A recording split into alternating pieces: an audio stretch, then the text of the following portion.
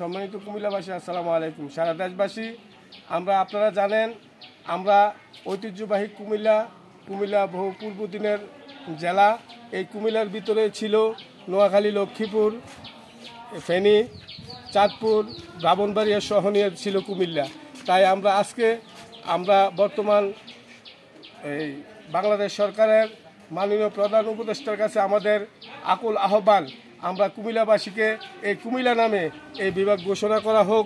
যদি কুমিল্লার বিভাগ ঘোষণা করা হয় তাহলে আমরা সবচেয়ে বেশি খুশি হব, আনন্দিত হব। নোয়াখালী বিভাগ চায়, নোয়াখালী কী দিয়ে বিভাগ চায়? তাদের কাছে কি আছে? তাদের কাছে কিছু নেই। তারা সব 32টা কাজের জন্য, 32টা জরুরি কাজের জন্য আমাদের কুমিল্লা আসতে হয়। আমাদের কুমিল্লায় সেনানিবাস সহ, তারপরে কুমিল্লা শিক্ষা বোর্ড, কুমিল্লা বিভিন্ন ধরনের শপিং মল সহ আমাদের কুমিল্লায় সব কিছু আছে। তাই আমরা এই মাননীয় প্রধান উপদেষ্টা সহ সকল উপদেষ্টার প্রতি আকুল আহ্বান থাকবে, আমাদের কুমিল্লার নামে অতি শীঘ্রই বিভাগ দেওয়া হোক। আসসালামু আলাইকুম ওয়া রাহমাতুল্লাহ।